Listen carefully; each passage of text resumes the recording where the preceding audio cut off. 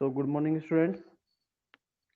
हम लोग last class में आपसे जो है बात कर रहे थे general trends of chalcogens group 16 elements, जिसमें हम लोगों ने कैटिनेशन और एलोट्रोपी लास्ट हम लोगों ने पॉइंट ये लिखा था।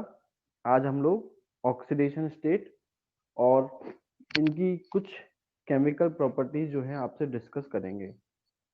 तो सबसे पहले करेंगे ऑक्सीडेशन स्टेट, हेडिंग बना दीजिएगा।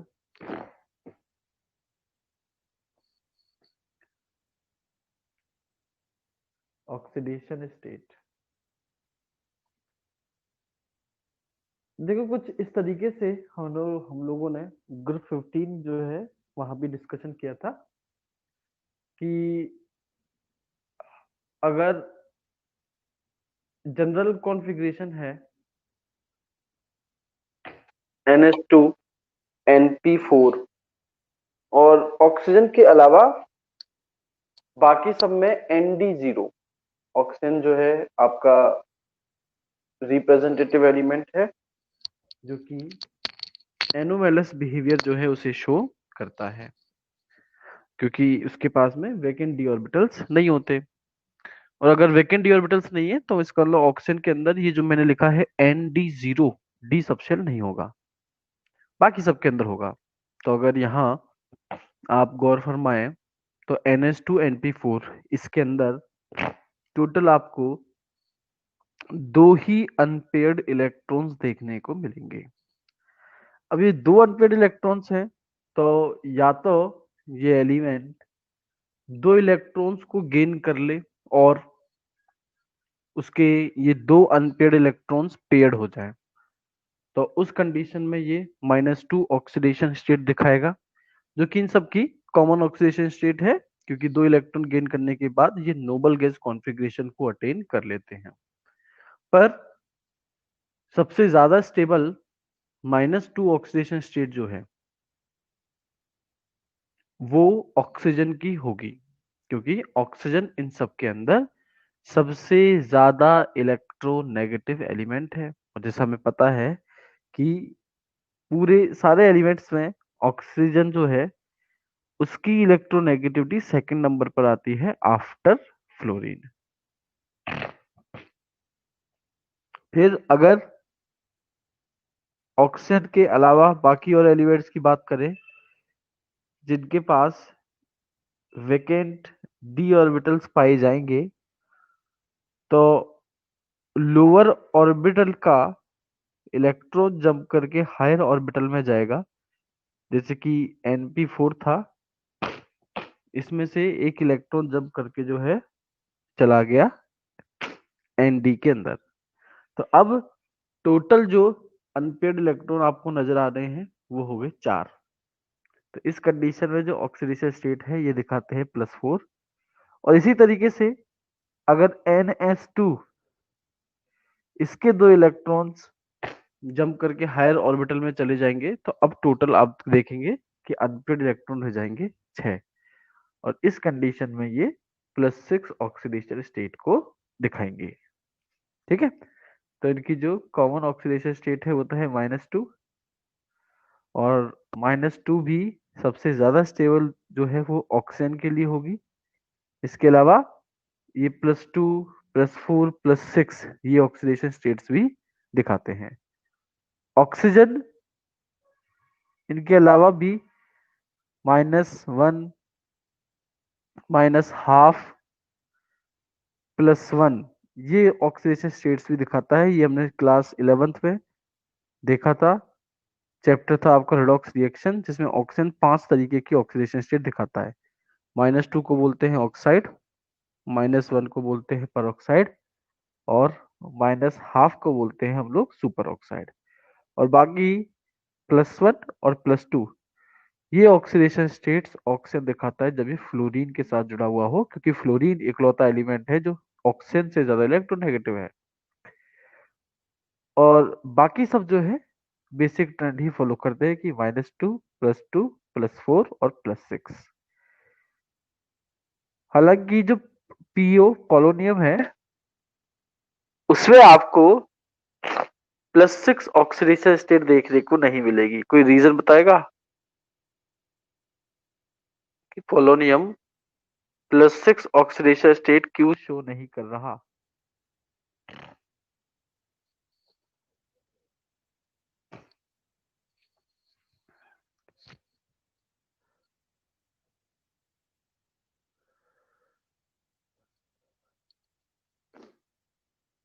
भाई पिछले ग्रुप में विस्मित के साथ हम लोगों ने ये केस पढ़ा था।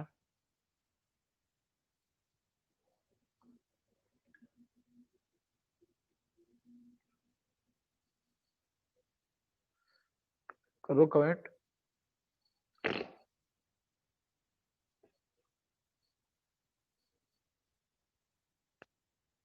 बिल्कुल, बिल्कुल सही जवाब, इनर्ट पेयर इफेक्ट। तो बेटा थ्योरी में इसकी लिखवाता हूँ, पर सबसे पहले जिस तरीके से मैंने ऑक्सीडेशन स्टेट्स बनाई है वो, और नीचे एक छोटी सी टेबल में सारे एलिमेंट्स की सारी पॉसिबल ऑक्सीडेशन स्टेट्स ये लिख दीजिए आप लोग।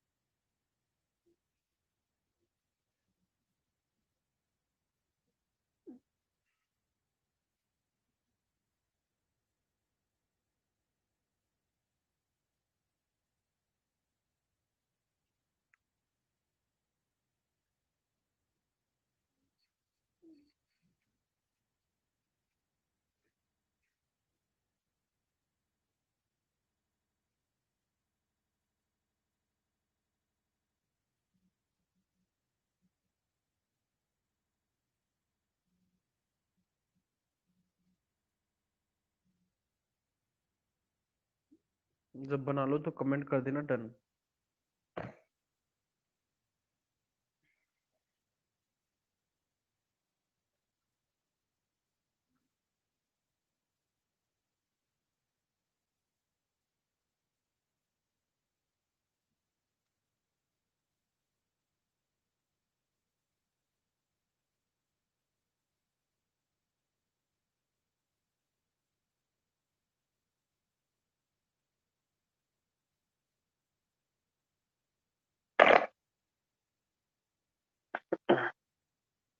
ठीक है, चलिए तो फिर इसकी थ्योरी लिखिएगा।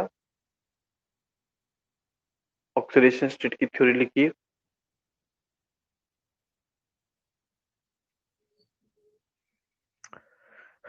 All the elements of oxygen family, all the elements of oxygen family, oxygen family have ns2np4 ns2np4 electronic configuration, ns2np4 electronic configuration,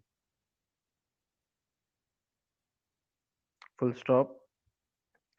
The atoms of these elements try to gain the atoms of these elements try to gain or share try to gain or share two electrons two, two electrons to get noble gas configuration, two electrons to get noble gas configuration, noble gas configuration, full stop. Therefore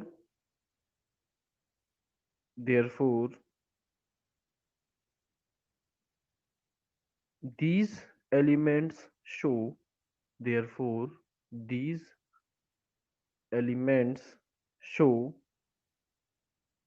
two types of oxidation states, two types of oxidation states। पहले लिखो negative oxidation states,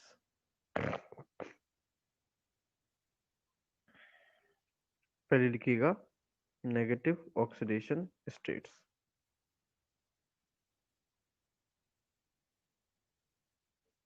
लिखिएगा इसमें first point, due to high electronegativity of oxygen,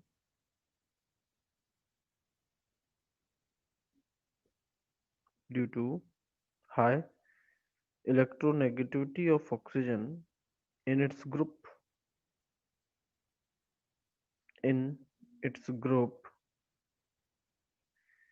it shows -2 oxidation state, it shows -2 oxidation state।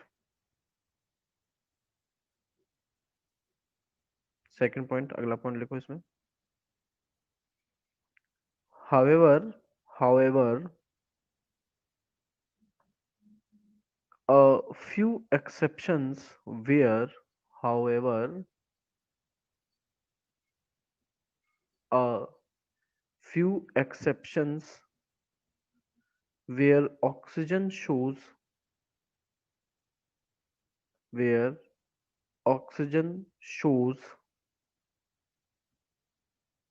-1, -half, +2 and +1 oxidation states and +1 oxidation states। -1 का example लिखो, -1 का H2O2, H2O2 hydrogen peroxide, H2O2। फिर -half का लिखो, -half का KO2, KO2 potassium super oxide, KO2 potassium super oxide. फिर +2 का example लिखो OF2 oxygen difluoride, NaOF2 oxygen difluoride.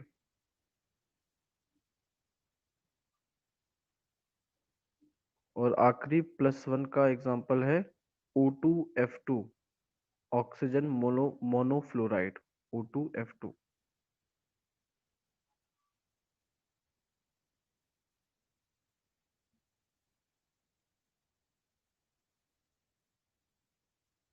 हाँ जी। अगला पॉइंट लिखो इसी नेगेटिव ऑक्सीडेशन स्टेट के अंदर, इसी में लिखिएगा नेगेटिव वाली में ही। In a group, in a group when we move from top to bottom, in a group when we move from move from top to bottom, top to bottom, comma, the electronegativity decreases, the electronegativity decreases, hence the tendency to show -2 oxidation state, the tendency to show -2 oxidation state also decreases, tendency to show -2 oxidation state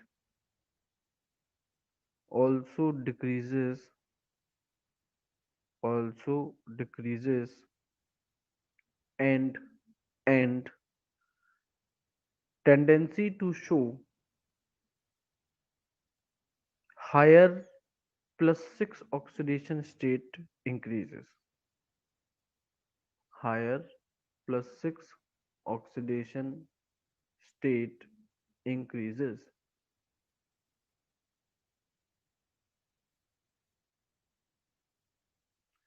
तो ये तो पहली negative oxidation state की कहानी थी। दूसरी type की oxidation state आपको लिखनी है positive oxidation state, positive oxidation state.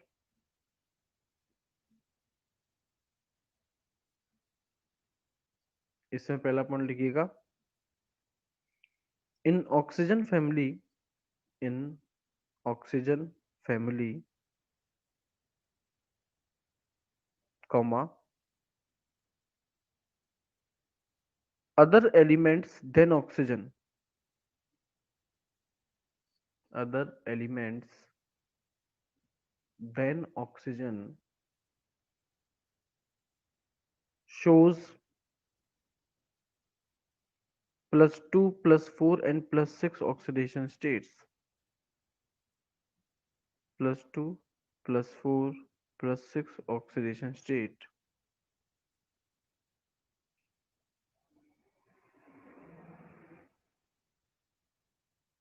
due to presence of vacant d orbitals,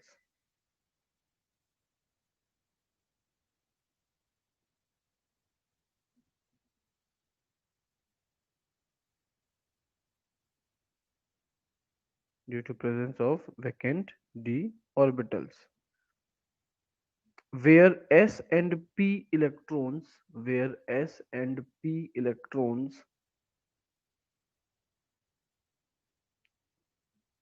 s and p electrons are promoted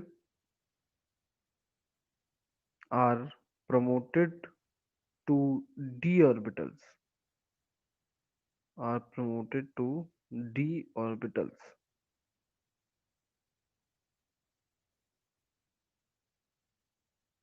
d orbitals। Last point इसमें लिखिएगा, the stability of +6 oxidation state, the stability of +6 oxidation state decreases, +6 oxidation state decreases, and that of +4 oxidation state, and that of +4 oxidation state increases, +4 oxidation state increases due to inert pair effect. Due to inert pair effect. Group 15 में हम लोगों ने इसकी बात की थी।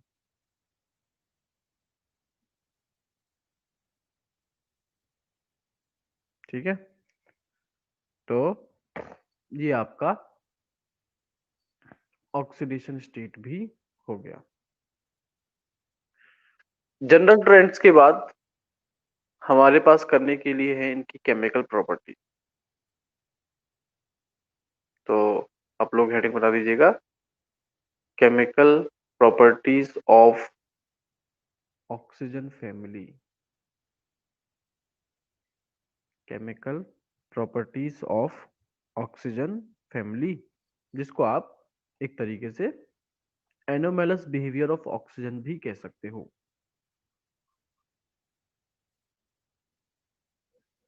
Chemical properties of oxygen family या एनोमैलस behaviour of oxygen.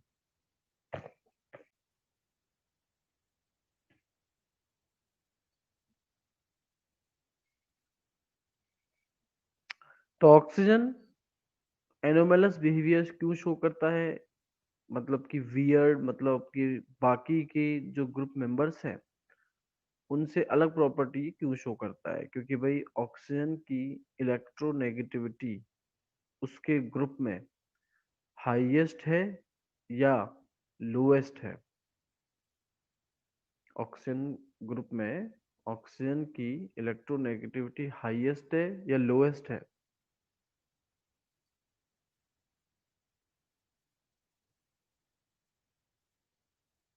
जल्दी, हाईएस्ट है या लोएस्ट है इलेक्ट्रोनेगेटिविटी ऑक्सीजन की उसके ग्रुप में? हाईएस्ट है। फिर उसका साइज मैक्सिमम है या मिनिमम है?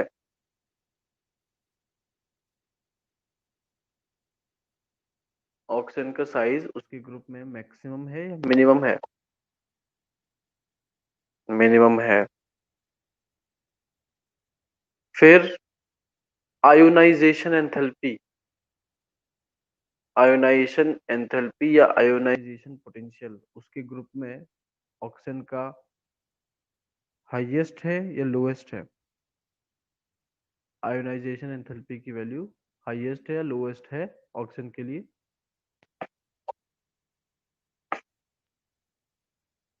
साइज अगर छोटा है सबसे तो हाईएस्ट होगी। और बाकी चौथा कारण ये कि वही इसमें वैकेंट डी ऑर्बिटल्स पाए ही नहीं जाते। तो लिख दो पहले तो reasons. Oxygen shows anomalous behaviour due to the following reasons. Oxygen shows anomalous behaviour due to the following reasons.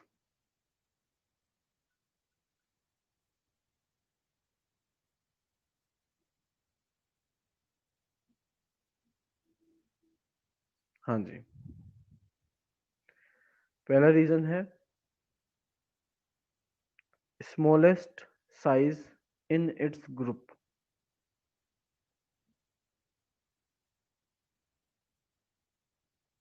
Smallest size in its group. Second, दूसरा reason, highest electronegativity in the group।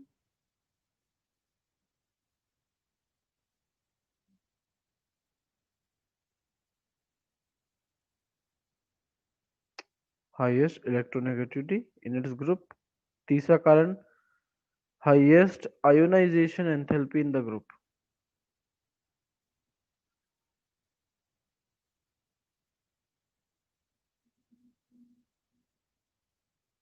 highest ionization enthalpy in the group, in the group। और चौथा कारण है absence of vacant d orbitals।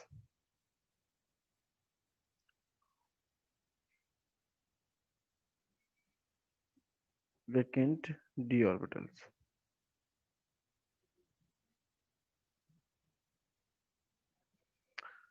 तो इन reasons की वजह से oxygen anomalous behaviour जो है वो शो करता है। इसके एनोमलस बिहेवियर को और डिटेल में करने के लिए हम लोग इसकी कुछ केमिकल प्रॉपर्टीज लिखने जा रहे हैं। और सबसे पहली केमिकल प्रॉपर्टी जो हम लोग कर रहे हैं वो है रिएक्शन विद हाइड्रोजन।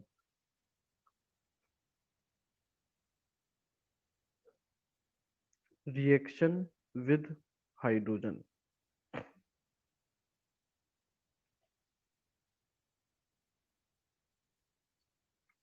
देखिए, हाइड्रोजन इनके मुकाबले, इन एलिमेंट्स के मुकाबले इलेक्ट्रो पॉजिटिव है। तो हाइड्रोजन +1 ऑक्सीडेशन स्टेट दिखाएगा और ये एलिमेंट जो है वो -2। और इस केस में ये आपस में रिएक्ट करने के बाद में जनरली हाइड्राइड्स बनाते हैं। आपस में रिएक्ट करने के बाद बनाते हैं ये हाइड्राइड्स। ठीक है। जैसे कि हाइड्रोजन जब ऑक्सीजन के साथ रिएक्ट करता है तो जैसा आपको पता होगा कि ये बनाता है H2O। सल्फर रिएक्ट करता है तो H2S। ठीक है। तो जो कॉमन फॉर्मूला अपन लेके चल सकते हैं वो है EH2 या H2E। ठीक है, H2E लिखिएगा। All the elements of all the elements of group 16 group 16 forms hydride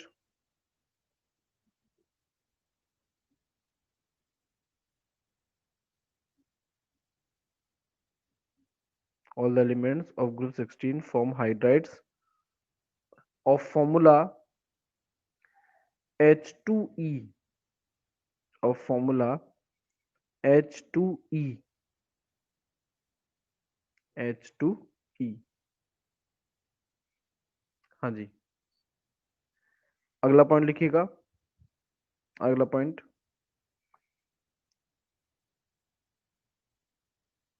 hydrides of these elements,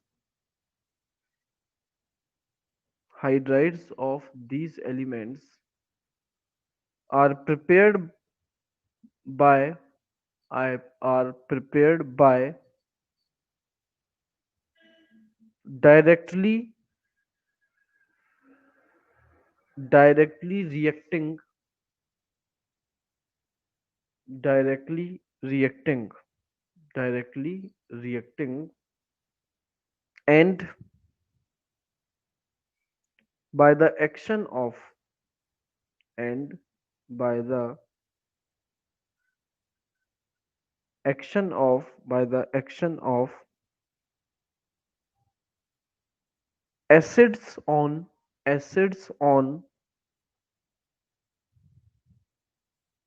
metal sulfides metal sulfides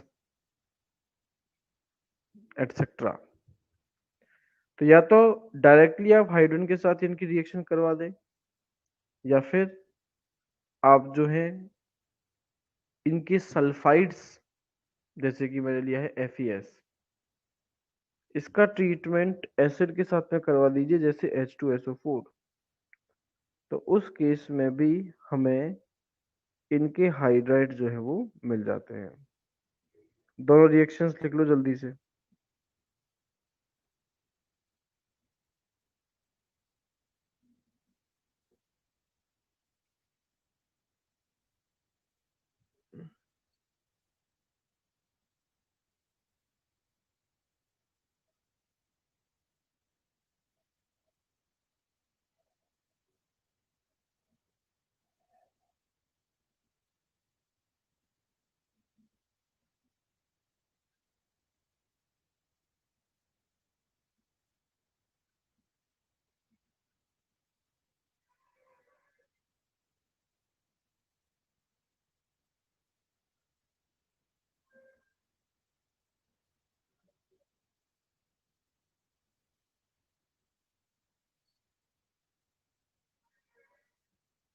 लिख दी होगी रिएक्शंस।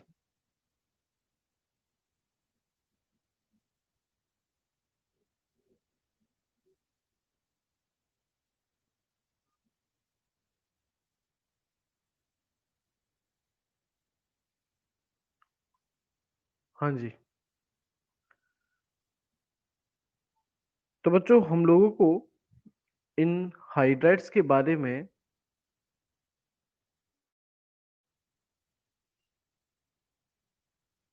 कुछ पॉइंट्स जो हैं वो लिखने हैं। हाइड्राइड्स के बारे में हमें कुछ पॉइंट्स लिखने हैं, जैसे कि या आप एक तरीके से कह सकते हैं इनकी कुछ प्रॉपर्टीज।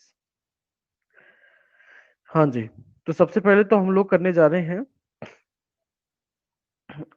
इनकी स्ट्रक्चर। स्ट्रक्चर देखो, क्योंकि इनके आउटर मोस्ट शेल में 6 इलेक्ट्रॉन्स मौजूद होते हैं, जिनमें से 2 इलेक्ट्रॉन्स जो हैं वो दो हाइड्रोजन के साथ में बॉन्ड फॉर्मेशन में पार्टिसिपेट करते हैं, मतलब 2 बॉन्ड पेयर बन जाते हैं। और इसके बाद इन एलिमेंट्स के आउटर मोस्ट शेल में टोटल 4 इलेक्ट्रॉन्स, मतलब कह सकते हैं 2 लोन पेयर ऑफ इलेक्ट्रॉन्स जो हैं वो प्रेजेंट रह जाते हैं। तो इस वजह से इनका हाइब्रिडाइजेशन जो है वो आता है sp3। हाइब्रिडाइजेशन जो है वो आता है sp3। और हाइब्रिडाइजेशन अगर sp3 है तो ज्योमेट्री जो है वो अप्रोक्स टेट्राहेड्रल ली जाती है। और अगर शेप की आप बात करें तो इनकी शेप आपको बेंट, मुड़ी हुई, या इन्वर्टेड वी आप कह सकते हो, उल्टा वी, कुछ ऐसा ये आप लोगों को नजर आता है। ठीक है। तो स्ट्रक्चर ऑफ हाइड्राइड में लिखिएगा, the hybridization state of these elements, the hybridization state of these elements in their hydrides, in their hydrides is sp3,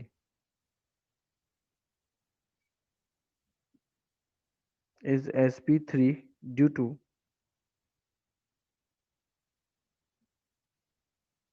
to presence of two bond pairs, presence of two bond pairs and two lone pairs of electron.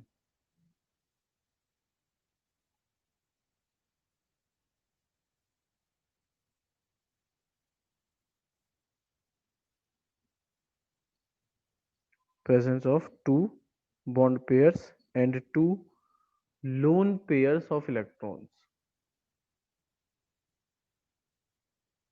हाँ जी। उसके बाद देखिएगा, the geometry of these hydrides is, the geometry of these hydrides is tetrahedral, या बहुत सी books में इसको distorted tetrahedral भी कहा जाता है।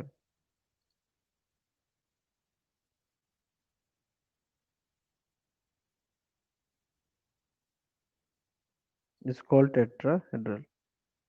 फिर लिखिएगा इनकी शेप के बारे में, the shape of hydrides of these elements, the shape of hydrides of these elements is bent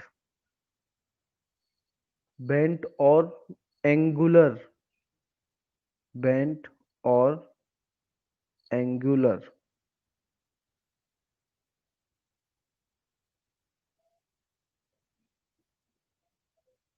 हाँ जी।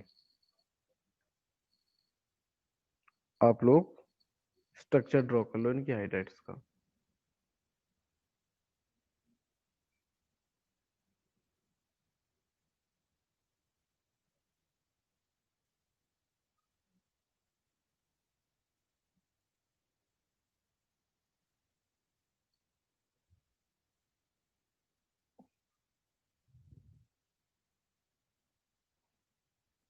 हाँ जी, बना लिया होगा स्ट्रक्चर, इजी सा स्ट्रक्चर है।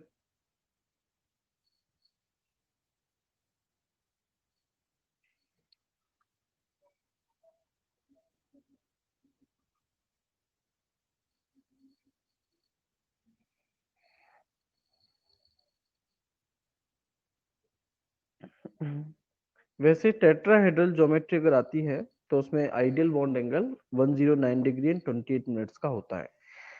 सेम ऐसा ही केस बच्चों हम लोगों ने जो है NH3 अमोनिया के अंदर देखा था, जहां ज्योमेट्री टेट्राहेड्रल आ रही थी, पर फिर भी जो बॉन्ड एंगल है वो 109 डिग्री एंड 28 मिनट्स नहीं आ रहा था, उससे कम आ रहा था, क्योंकि वहां नाइट्रोजन पर एक लोन पेयर इलेक्ट्रॉन का प्रेजेंट था जो कि रिपेल कर रहा था बॉन्ड पेयर को। पर यहाँ तो आप देखें,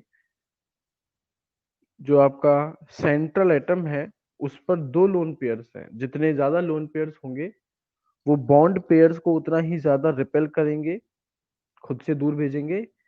खुद से दूर भेजने का मतलब है बॉन्ड एंगल्स एक दूसरे के नजदीक आ जाएंगे, और जब बॉन्ड एंगल पास पास में आएंगे तो जो बॉन्ड एंगल बनेगा वो आपका ऑब्वियसली 109 डिग्री एंड 28 मिनट से होगा छोटा।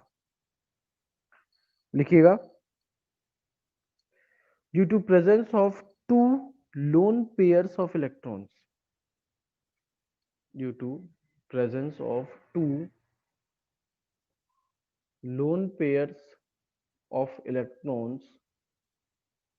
Of electrons full stop, comma, the bond angle in hydrides, the bond angle in hydrides is less than 109 degree and 28 minutes।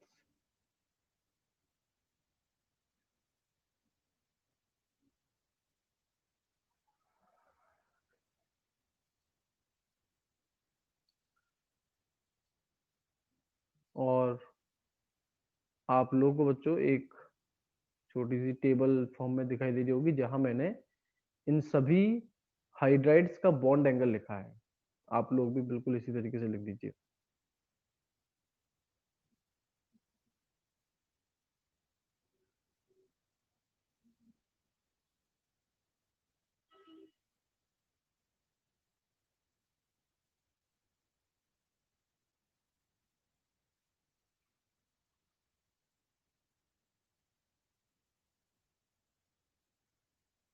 लिख लिया?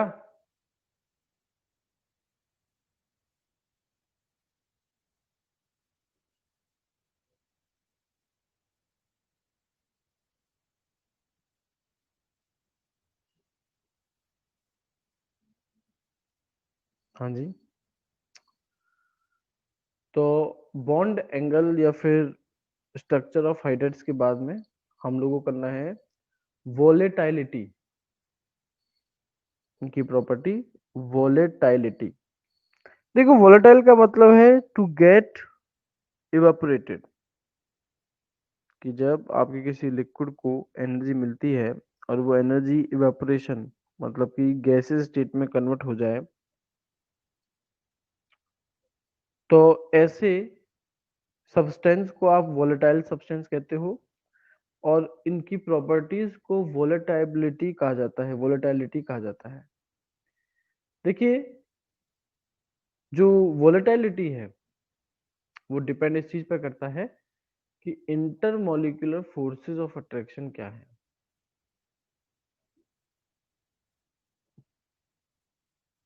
ठीक है, तो वोलेटिलिटी का यहाँ एक छोटा सा कॉन्सेप्ट ये है कि सर वैसे तो मोलर मास जितना ज्यादा होगा, वंडर वॉल्स फोर्सेस जो हैं उनका मैग्नीट्यूड उतना ही ज्यादा होगा, और अगर मैग्नीट्यूड ज्यादा है तो इसका मतलब जो पेड़ है वो जल्दी गिर जाएगा, वो जल्दी जो है वो गिर जाएगा।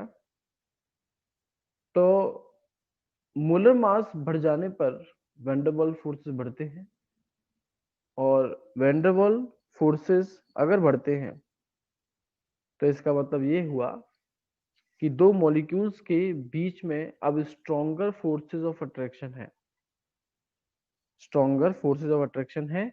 और ये अट्रैक्शन फोर्स अगर ज्यादा है तो आपका लिक्विड वेपराइज नहीं होना चाहेगा, मतलब कि सब्सटेंस आपका नॉन वोलेटाइल हो जाएगा।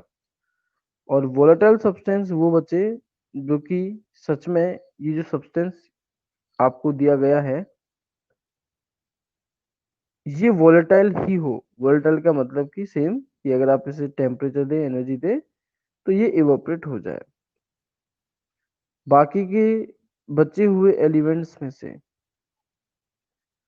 सबसे कम वोलेटाइल, जिसकी वोलेटिलिटी सबसे कम होगी, मतलब कि जो बहुत आसानी से गैस में कन्वर्ट नहीं होना चाहेगा, वो है यहाँ पर H2O। इसका रीजन है एक तो मोलर मास की वजह से वंडरवॉल फोर्सेस, और दूसरा बच्चों H2O के अंदर क्योंकि ऑक्सीजन मौजूद है जिसकी इलेक्ट्रोनेगेटिविटी सबसे ज्यादा है, तो यहाँ ये ऑक्सीजन जो है हाइड्रोजन बॉन्डिंग, हाइड्रोजन बॉन्ड का भी कॉन्सेप्ट रखते हैं। ठीक है, तो वैसे तो सबसे ज्यादा मोलर मास या वंडरवॉल फोर्सेस H2TE में लगने चाहिए। ठीक है, पर आप देखेंगे कि सबसे ज्यादा या सबसे कम वोलेटिलिटी H2O की होगी। ठीक है, H2O के लिए तो वोलेटिलिटी में लिखिएगा all hydrides of these elements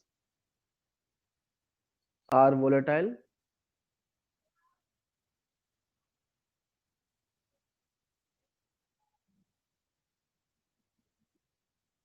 of these elements are volatile, and volatility and generally volatility volatility decreases with increase in molar mass, with increase in molar mass, but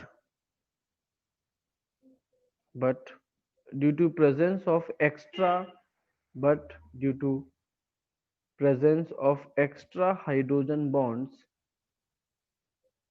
presence of extra hydrogen bonds in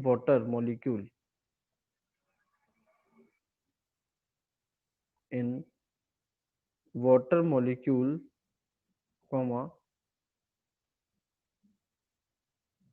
it becomes it becomes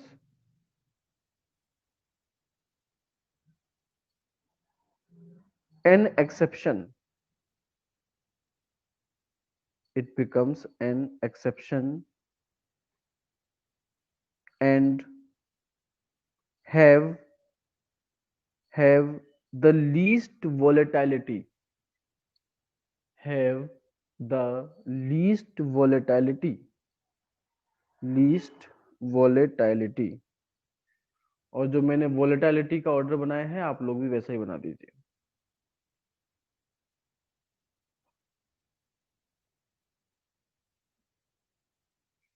sorry sorry sorry बच्चों, हाँ ठीक है, हाँ सही लिखा है, least volatility, हाँ सही है। ऑर्डर बना दो, वोलेटिलिटी लीस्ट होगी।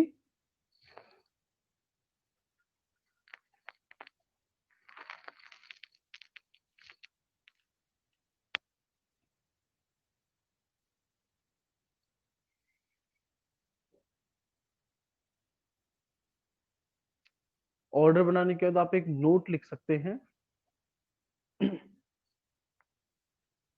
नोट में आप लोग लिख सकते हैं due to presence of extra stable hydrogen bond, due to presence of extra stable hydrogen bonds, hydrogen bonds, comma, water water have high boiling point, water have high boiling point। तो वही पानी जो है इसी हाइड्रोजन बॉन्ड के concept की वजह से इसका बॉइलिंग पॉइंट जो है वो इन सब में सबसे ज्यादा होता है, जबकि वैसे same boiling point melting point molar masses पर डिपेंड करते हैं, पर यहाँ H2O के केस में मोलर मास के अलावा वैन फोर्सेस के अलावा एक हाइड्रोजन बॉन्ड का कॉन्सेप्ट भी लगता है। हाँ जी, वोलेटिलिटी के बाद में अगली इनकी प्रॉपर्टी हाइड्राइड्स की प्रॉपर्टी है acidic character, acidic character.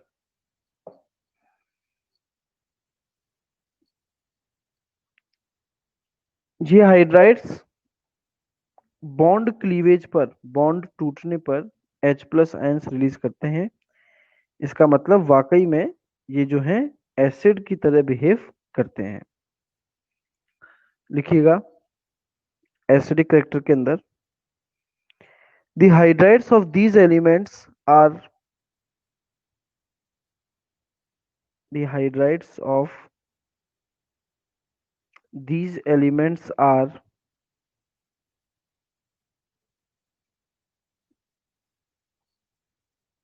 weakly acidic in nature, weakly acidic in nature, in nature, and these are diprotic,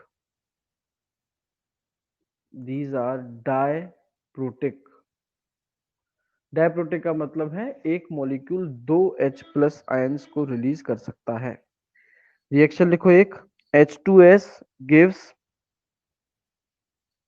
H plus and HS minus, H plus and HS minus, और दूसरी reaction लिखो HS minus gives H plus and S minus two, HS minus gives H plus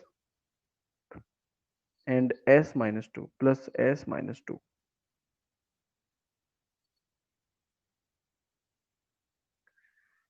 अब down the group जाने पर bond length increase होती है, और अगर बॉन्ड लेंथ इंक्रीज होती है तो उसकी स्टेबिलिटी डिक्रीज हो जाती है। तो इस वजह से बॉन्ड को यहाँ तोड़ना जो है वो उतना ही ज्यादा आसान बन जाता है। जितना आसानी से हाइड्रोजन और एलिमेंट के बीच का बॉन्ड टूटेगा उतना इजीली ये H प्लस आयन रिलीज कर पाएंगे और उतने ही ज्यादा एसिडिक ये करेक्टर में बन जाएंगे। हाँ जी, तो ऑर्डर बना लीजिए जो मैंने बनाया हुआ है एसिडिक करेक्टर का।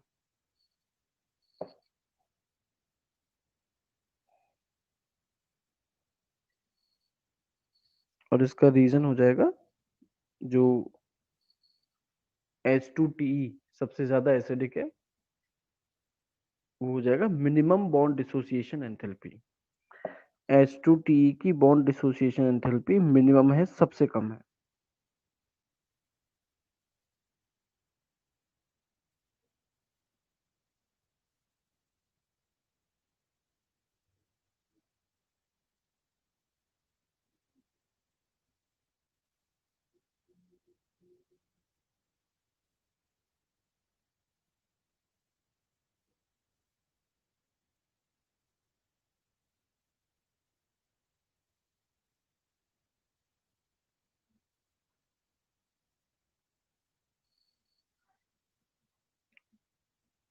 हाँ जी बच्चों, तो बच्चों अगर H2TE का बॉन्ड सबसे आसानी से तोड़ा जा सकता है तो इसका एक मतलब यह है कि इसकी थर्मल स्टेबिलिटी सबसे कम है। कि भाई अगर आप हीट दे रहे हैं तो स्टेबल नहीं है, तभी तो बॉन्ड आराम से टूट गया। अगर बॉन्ड आराम से नहीं टूटता तो इसका मतलब ये होता है कि थर्मल स्टेबिलिटी H2T की सबसे ज्यादा है। पर क्योंकि बॉन्ड डिसोसिएशन एंथैल्पी H2T की सबसे कम है, तो इस वजह से थर्मल स्टेबिलिटी भी इसकी सबसे कम होगी। देखिएगा, the thermal stability of these hydrides, thermal stability of these hydrides is inversely proportional, is inversely proportional to bond dissociation enthalpy,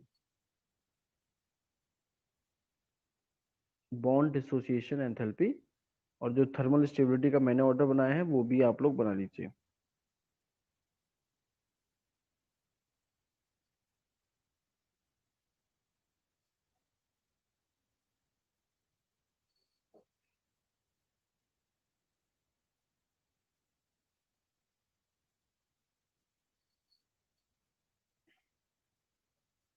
इनकी लास्ट करेक्टरिस्टिक है बच्चों रिड्यूसिंग करेक्टर। इन हाइड्राइड्स की लास्ट करेक्टरिस्टिक है रिड्यूसिंग करेक्टर। देखो ये अपने हाइड्रोजन को remove करके अगर दूसरे में जोड़ दें तो दूसरे को ये रिड्यूस कर देंगे और ये अच्छे रिड्यूसिंग एजेंट जो है वो बन जाएंगे। तो सारे हाइड्राइड्स सिवाय H2O के अच्छे रिड्यूसिंग एजेंट है, क्योंकि H2O में बॉन्ड डिसोसिएशन एंथैल्पी ज्यादा है। लिखिएगा, all the hydrides except H2O are reducing agents. All the hydrides except H2O are reducing agents due to their low bond dissociation enthalpy. Due to their low bond dissociation enthalpy. Low bond dissociation enthalpy.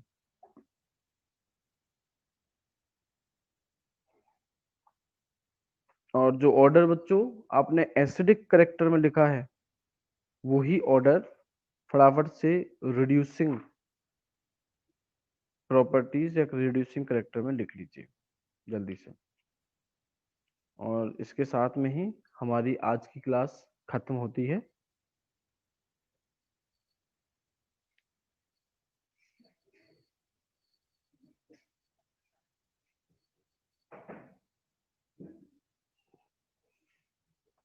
चलिए बच्चों, आपसे अब जो है मेरी मुलाकात next class में होगी।